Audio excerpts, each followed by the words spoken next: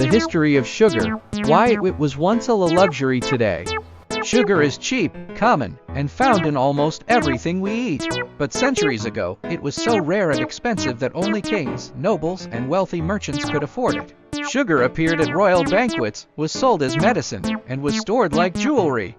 Why was this simple ingredient treated like gold? The story begins with sugarcane, first cultivated in Southeast Asia and the Pacific. Early communities chewed the cane for its sweet juice. Later, producers in ancient India learned how to boil the juice until it formed solid crystals. Fresh cane juice boiled quickly, but crystallized sugar could be stored and traded across long distances. Sugar later spread through Persia and the Islamic world, where it was used in medicines, syrups, and expensive foods during this period. Sugarcane needed heat, water, fertile land, and many workers. After harvest, the cane had to be crushed quickly. The juice was boiled repeatedly until crystals formed. Transportation made sugar even more expensive.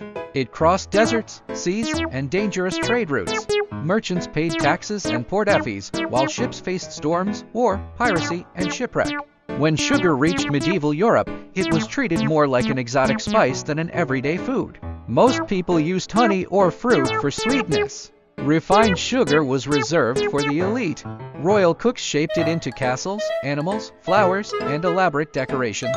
These sculptures displayed wealth and power. Serving sugar showed that a household could afford a distant product processed by skilled workers and carried through an international trade network. But the rise of sugar had a dark side. As European demand increased, sugar plantations expanded across Atlantic islands, the Caribbean, and the Americas.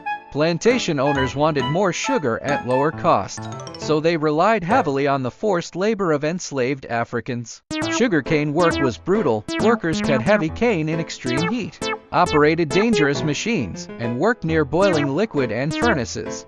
Millions of Africans were transported across the Atlantic under horrific conditions. Sugar became cheaper for European consumers because enslaved people were forced to pay the true price. By the 17th and 18th centuries, plantation production increased the supply of sugar.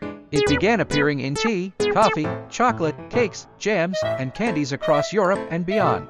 What had once been a royal luxury slowly became an everyday habit. In the 19th century, sugar became even cheaper. Sugar beets could grow in cooler European climates, while factories, steamships, and railways made production and transportation faster. A product once displayed like gold became a basic kitchen ingredient.